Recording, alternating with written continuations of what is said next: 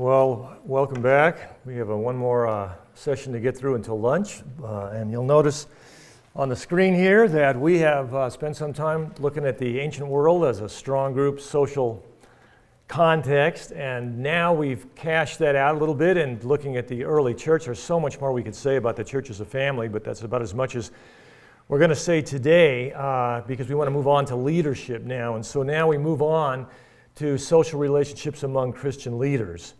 And again, as we'll see as this unfolds, it's really based on the nature of the Christian church as an organic community of brothers and sisters in Christ, that the most natural way to structure leadership is not going to be a top-down senior pastor institutional hierarchy, but rather as a community of pastors, community of elders that share the ministry and model community from the top down. It just makes theological and biblical sense.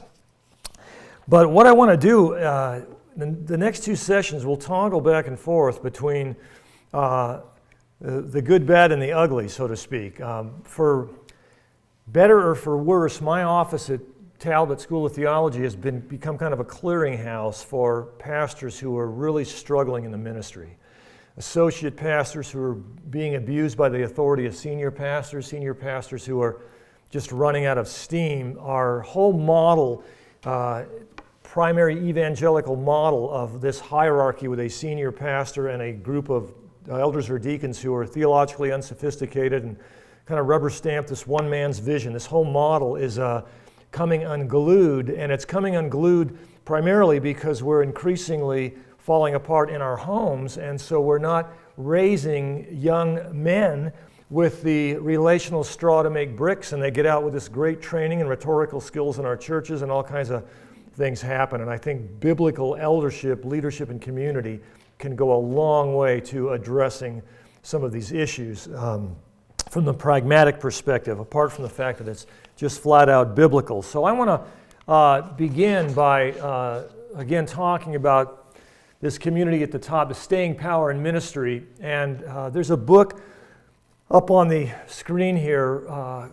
H.B. London's one of the authors. This is a fellow from Focus on the Family right here in Colorado who James Dobson recruited to be a pastor of pastors, because Focus on the Family has realized pastors need support in their churches. What Focus on the Family has never come to grips with is the structural problem with a single pastor figure to begin with. But H.B. London's continues to have a wonderful ministry encouraging pastors, and wrote this book. And this book contains some pretty depressing statistics about what's going on out there in these single senior pastor churches. So let me run you through these statistics briefly. Here's a couple of them. 40% of pastors and 47% of spouses are suffering from burnout, frantic schedules, and or unrealistic expectations. Again, we're talking about these traditional churches with a single or senior pastor running the church. 66% of pastors and their families feel under pressure to model an ideal family. Thirdly, 52% of pastors say that they and their spouses believe that being in pastoral ministry is hazardous to their family's well-being and health. And then a couple more, 45% of pastors say that they've experienced depression or burnout to the extent that they needed to take a leave of absence from ministry. And then finally, 40% of pastors have considered leaving their pastorates in the past 3 months.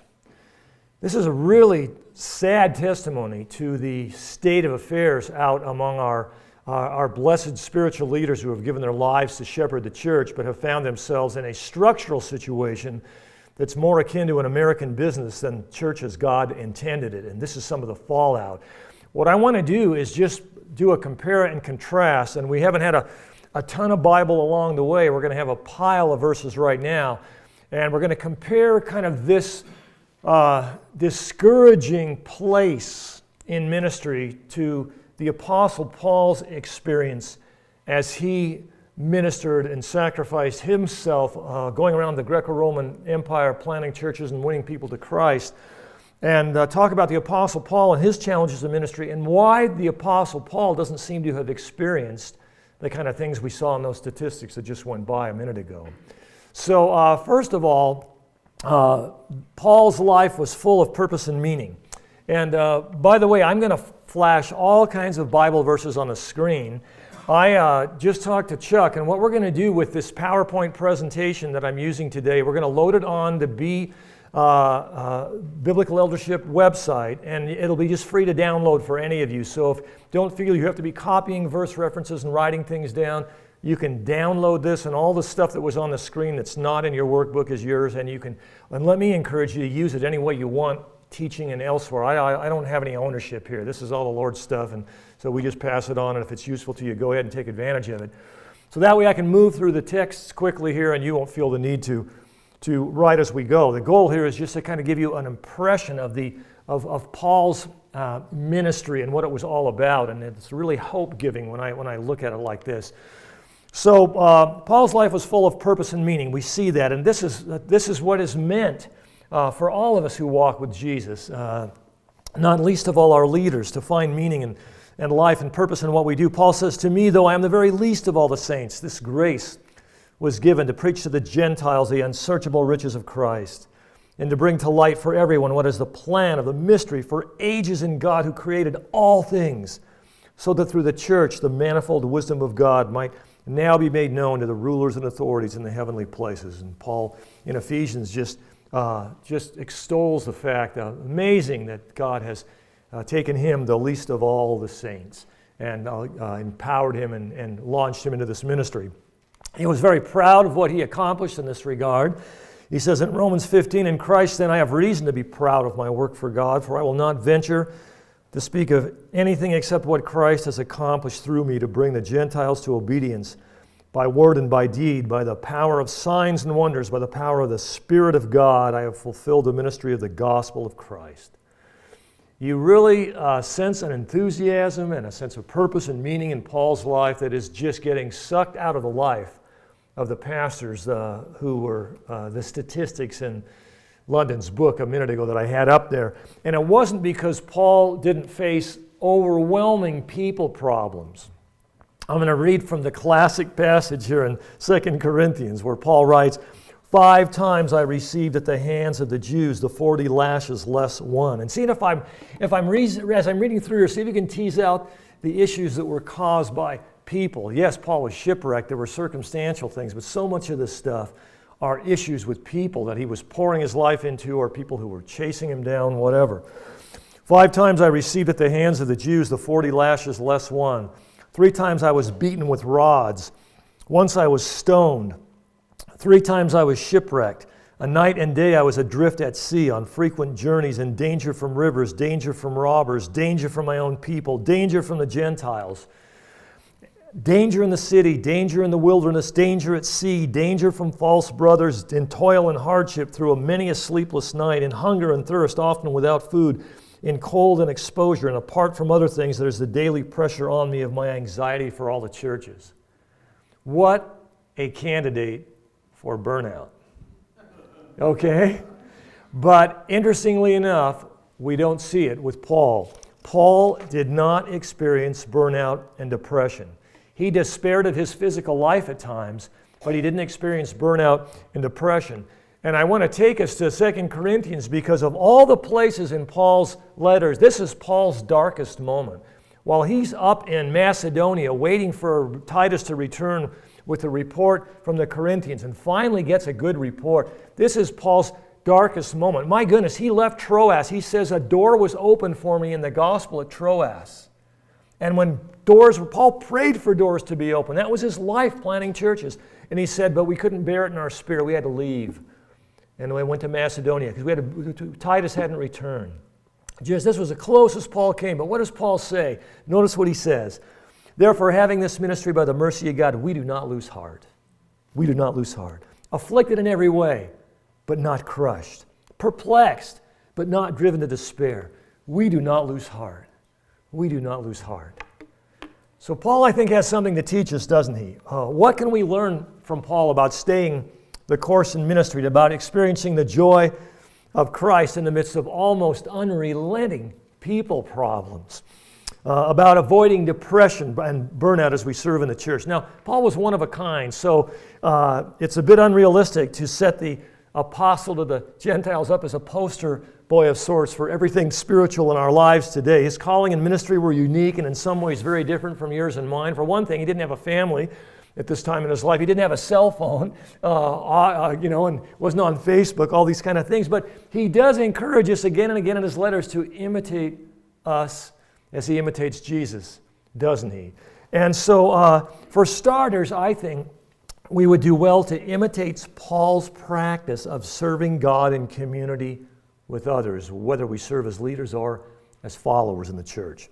I'm quite convinced, in fact, that one of the keys to Paul's longevity, to his ongoing optimism and his joy in the Lord in ministry, and the fact that he didn't burn out in the face of unrelenting opposition and people problems, was that he did ministry constantly in community with others. And what I want to do right now is just wash you through passage after passage in the book of Acts, and then we'll summarize some stuff from Paul's epistles that reveal how deeply embedded Paul was relationally as he was doing his ministry. I think one of the challenges we have is we, again, import our kind of Western Lone Ranger view into the text, and we elevate Paul as this super apostle who accomplished all these things alone, and because of that, we miss how deeply relational Paul's ministry was at every turn. So we're going to start in the book of Acts, and we're going to look at Paul and his co-workers with a community of leaders in Acts. And I have some subheadings that, again, they're not in your notes, but you're welcome to the PowerPoint. First of all, Paul serving with others in local church ministry. And what I'm looking at here is before his missionary journeys, he's in the church at Antioch with Barnabas. And we have 3 passages, at least from the book of Acts, that show that in the church of Antioch, Paul did ministry in community. In fact, that the teaching in the church at Antioch was never done by one person. It was shared by Paul and others. And here are a few passages from Acts that we see that. Acts 11, here's where it begins. Barnabas went to Tarsus to look for Saul, and when he had found him, he brought him to Antioch. For a whole year, they met with the church and taught a great many people. They, plural. Secondly, in verse 1 of chapter 13, now there were in the church at Antioch prophets and teachers, again, plural. Barnabas, Simeon, who was also called Niger, Lucius of Cyrene, Manaen, a lifelong friend of Herod the Tetrarch, and Saul, his Saul name, Saul Paul. And then thirdly, we see a little bit ahead, but out of the Jerusalem council, we see Paul and Barnabas remained in Antioch, teaching and preaching the word of the Lord, and many others also. Again, it's striking to note that this church in Antioch, this first big Gentile church, did not have a single teacher per se, a single leader. It was led by a community, and Paul was part of that community. And so from the beginning of Paul's ministry, we see him operating in community with others. Now, we also see Paul serving in community with others in famine relief. It says in verse 29-30 of chapter 11, so the disciples determined, everyone according to his ability, to send relief to the brothers living in Judea, and they did so, sending it to the elders by the hand of Barnabas and Saul. Okay? Now we move from the church at Antioch to famine relief to begin to talk about Paul's first journey. And again, plurality leadership at every turn. Plurality leadership, in fact, receives a divine authentication of sorts when the Holy Spirit says to the church at Antioch, quote, set apart for me Barnabas and Saul for the work to which I have called them. So mission work, like local church ministry, was apparently intended by God to be done in community. And so here's a couple passages here. While they were worshiping the Lord and fasting, the Holy Spirit said, set apart for me Barnabas and Saul. Verse 5, and they had John to assist them, John Mark. Verse 13, now Paul and his companions, as Luke refers to them, set sail from Paphos. Now, Paul is, of course, in Luke's narrative, the key protagonist in his framing of all 3 journeys. What struck me in this regard as I was revisiting this and studying this is how seldom Paul functions as the sole subject in the narrative, and how often, in contrast, Luke describes the ministry as a collaborative effort. And this is especially the case in the first journey from chapter 13 and 14 in the book of Acts, where Paul and Barnabas are paired together as the plural subject of 25 verbs, like Paul and Barnabas spoke boldly and on, Paul is the sole actor only 7 times in the lengthy narrative, where it says something like Paul stood up motioning with his hands. So it's very clear from Luke's narrative that this is a team ministry, and that these men are sharing the ministry as they are traveling around what I understand to be the Galatian region, Derbe, Lystra, Pisidian, Antioch, and elsewhere. So we move then to Paul's second journey, and again, I'm just throwing all these scriptures by you just to remind us, give us this impression of just how community-oriented Paul's ministry was, and why that is perhaps a key, if not the key, to his staying power and his joy and fullness in ministry, as we saw before. So here we have Acts 15, verses 36 through 40. After some days, Paul said to Barnabas, "Let us return and visit the brothers in every city where we proclaim the word of the Lord and see how they are." Apparently, team ministry worked. Paul wanted to do it again.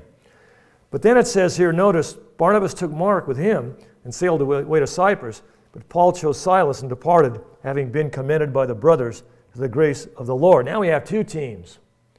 And most of you know why we have 2 teams. There's a little ... I left a couple of verses out there at a crucial place there in the text. There it is back there. And you remember what happened there? Paul and Barnabas had a big fight, big falling out, because of the way John Mark had bailed out on the team before. Barnabas wanted to take him. Paul said no. And before we immediately move to say, oh, look how nice God turned this horrible conflict into 2 missionary teams. See, God works all things together for good. Well, God does, but when we go there that fast, we fail to come to grips with just how painful this disagreement was. And when you read Luke's narrative, you see who was right and who was wrong from Luke's perspective. Because Barnabas disappears right off the face of the book of Acts. And Luke says that, Silas and Paul went out with the Holy Spirit. Doesn't say a word about Barnabas and Mark. And then follows Paul for the rest of the mission. And so we know what happens later, and Paul's kind of reestablished this relationship with Mark and this and that. But the reason I want to highlight the heartache and the negativity of this falling out is because this would have been a place where it would have been very easy for Paul to just think, God's using me, I'm just going to do this thing alone. But no, in spite of the fact that there was the problem with Barnabas, Paul is committed to team ministry, and he gets Silas to go with him. It should be a message for us. We're going to have some real challenges doing plurality leadership. We live in a broken world, folks. We're going to have to fire fellow elders who are on paid staff at church. We've gone through that pain in our church. We're going to have tough things happen. We had to remove an elder whose wife and kids told him they were done with God and with him and with his church. This stuff happens in the real world. It's a broken world, but we don't default to an unbiblical model of leadership as a result. And it's very telling that Paul moved right on ahead with another team, with Paul and Silas, and continued this model of team ministry. One more verse here. Paul, where we at here in my notes here? Paul, Silas, Timothy, Luke. Luke refers to we as he writes. Aquila, Priscilla, all involved with Paul in that second journey. And then we move to the third journey, and we find the same thing here. Paul's in Ephesus now for 3 years, and we see Paul, but we get these little snippets that remind us that Paul's not alone. So that in Ephesians 19:22, having sent into Macedonia 2 of his helpers, Timothy and Erastus, he himself stayed in Asia for a while. Well, was he alone? No, he was still not alone. Gaius and Aristarchus, Macedonians, Paul's companions in travel. And by the time Paul's done with his third journey and returning back to Jerusalem, he's got a whole tribe of people coming with him, bringing this offering for the poor saints in Jerusalem. He's got, who are they? He's got Sopater, he's got Aristarchus, Secundus, Gaius, Timothy, Tychicus, Trophimus. Who knows who else is hanging out with Paul, sharing the ministry with him. And again, this is coming out of that very, very difficult experience with the Corinthians. We're not done. We discover that not just local church ministry, not just missionary work, not just famine relief, but even and perhaps especially conflict resolution is meant to be done in community. So the Jerusalem Council is not solved by some authoritative senior pastor dropping his decision on the church or the denomination. The conflict is solved as these godly men get together and hash out what is arguably the most challenging question the early church faced, namely how to admit Gentiles to the people of God, on Jewish terms or on their own terms. And they're going to talk about this. And notice, after some days, I'm down here in 15:2. But some men came down from Judea, were teaching the brothers, unless you are circumcised according to the custom of Moses, you cannot be saved. And after Paul and Barnabas had no small dissension and debate with them, Paul and Barnabas and some others were appointed to go up to Jerusalem to the apostles and elders about this question. And you know the rest of the story. They dialogued together, James summed things up, and then the elders, plural, wrote a letter to the Gentile churches, and Paul took that letter out and on his second journey, shared the results with the churches. So there's the book of Acts. The data couldn't be clearer, but it's all over Paul's letters as well. I guess I didn't put that text up there, forgive me. So a community of leaders in Paul's letters. I'm not going to go passage by passage. Let me just read a grocery list of co-workers. Priscilla and Aquila, Urbanus, Timothy, Titus, Epaphroditus, Euodia, Syntyche, Clement, Aristarchus, Mark, Justus, Philemon, Demas, Luke. And there's a fellow who's writing an article on the word co-worker for a Bible encyclopedia, and here's what his conclusion was. I thought it was very telling. He says, Paul explicitly calls no less than 16 persons fellow workers, and his usage along with circumstantial evidence suggests that he would have so identified a number 20 to 25 women and men. Acts and the pastorals have picked up this evidence and added another 15 names. Paul's association with so many fellow workers has no parallel in early Christian missionary activity. So what a window into the life of this superstar apostle that we so easily set on a pedestal and think he's pulling all this stuff off with just him and Jesus. Now, this is not on your outline, but it's something that I've thought hard about, and I think it's something we need to consider. And frankly, there's not a ton of evidence for it, just because there's not enough data to draw from. But what little evidence we have is very telling. And the question is this. We've seen Paul is working with others again and again and again and again, doing ministry with others. The question I then raise is, what is the quality of those relationships? Are they kind of formal and businesslike? We're just doing this ministry together, but we're really not sharing life and love together in community. We can see elder boards who meet and they do all kinds of church business, but they've never even been in each other's homes, some of them. What was the nature of Paul's relationship with these leaders? And again, we don't have a ton of evidence. I wish we had more, but what evidence we do is very profound.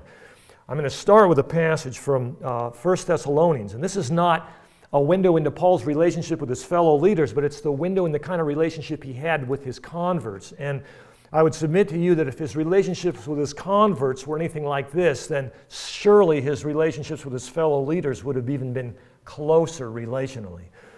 And so he writes the Thessalonians, he said, "We had boldness in our God to declare to you the gospel of God in the midst of much conflict. Being affectionately desirous of you, we were ready to share with you not only the gospel of God, but also our own selves, because you had become very dear to us." This idea of a pastor delivering the word from a video screen in a remote site piped in from his church, like I'm delivering this conference today, just flies in the face of the relational connection we see in the New Testament between the teacher of the Word and those who receive the Word. And Paul, if you're familiar with 1 Thessalonians 2, again and again, he talks to these people. He says, you know our manner of life among you. They know him well enough that he says, we were basically an open book. You know us relationally.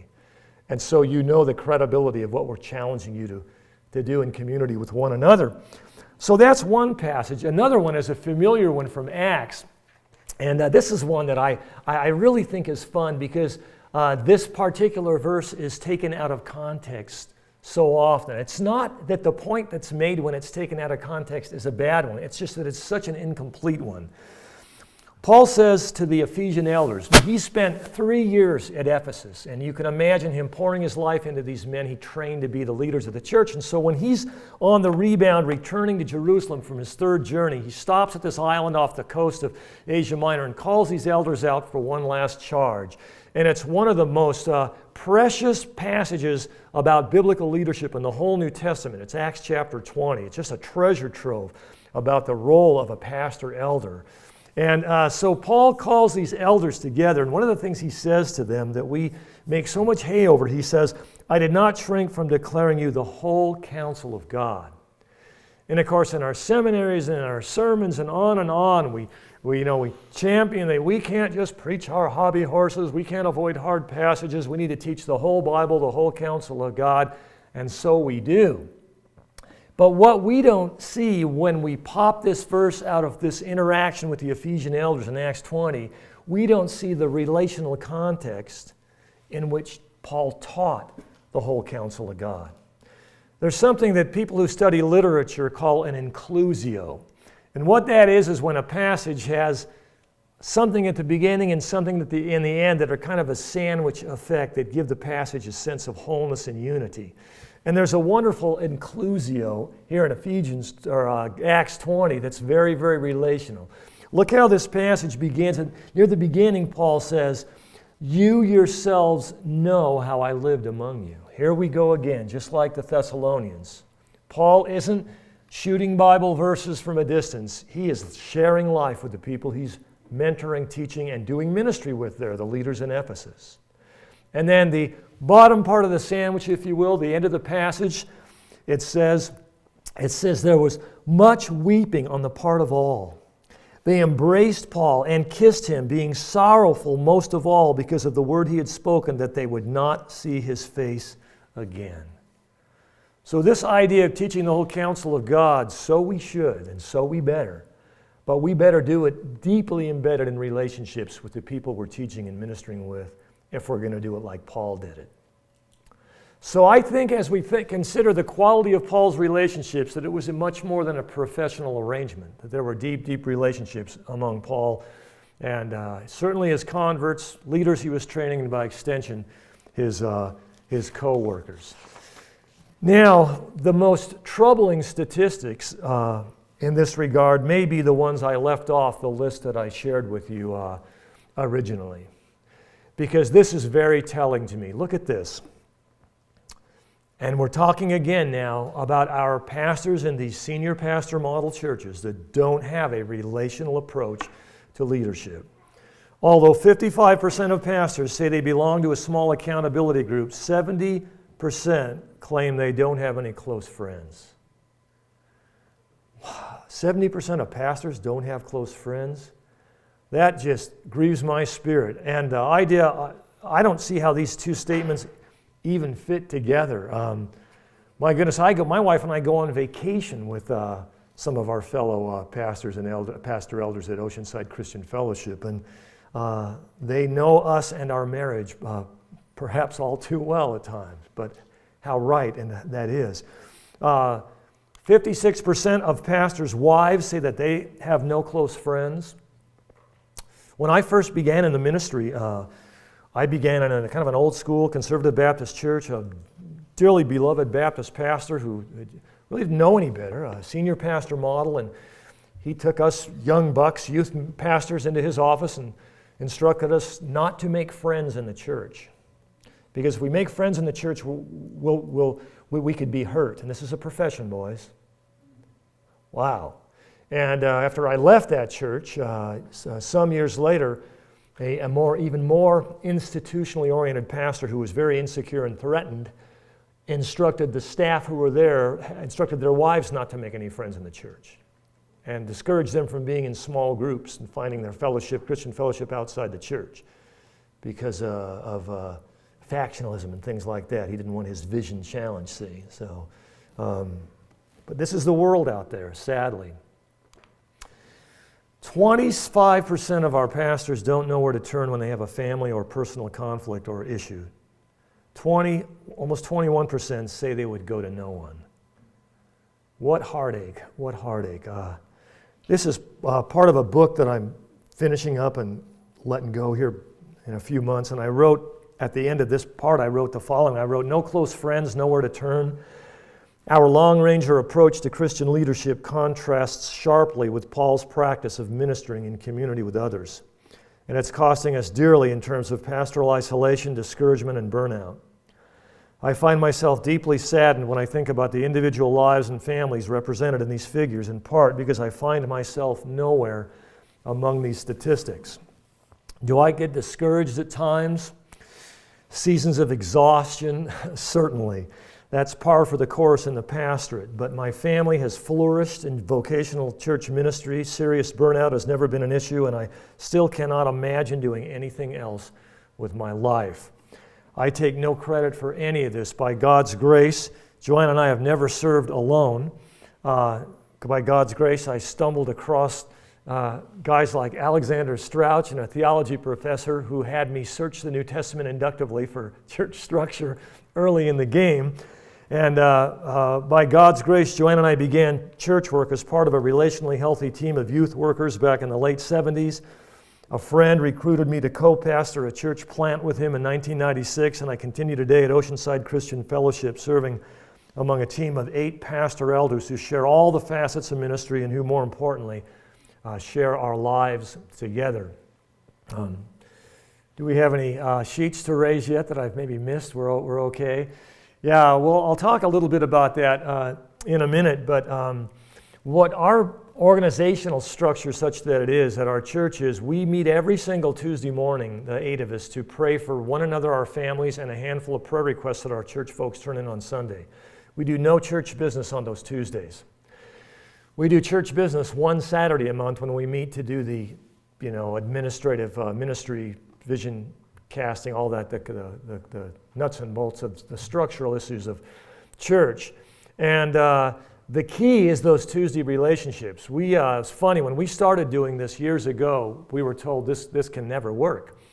Now we have people like Alexander and Chuck and the BER team has who come and want to consult with you. They find out it does work, how to make it work. So we'll have these young bucks who are church planning and want to do a church planning team together. And what we tell them is, you're not ready to do ministry together on Saturday until you've prayed together on Tuesday for a year or two. So pick somebody to be the leader for 2 years and just be together and pray together and hang out together informally and go out to dinner together, go out of town together.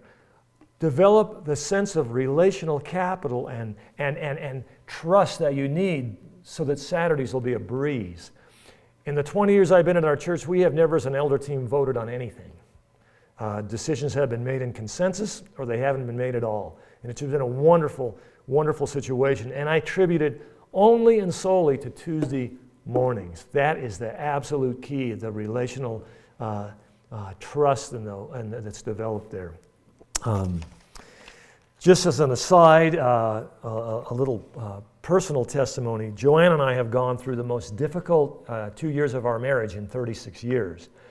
And the reason is my wife was raised in a very unhealthy, dysfunctional family. Her father died some time ago, but her mother, who has been very verbally abusive to her, Joanne never longed to hear her mother say to her, "Joanne, you're doing such a great job as a wife and mother." Joanne never heard that from her mom.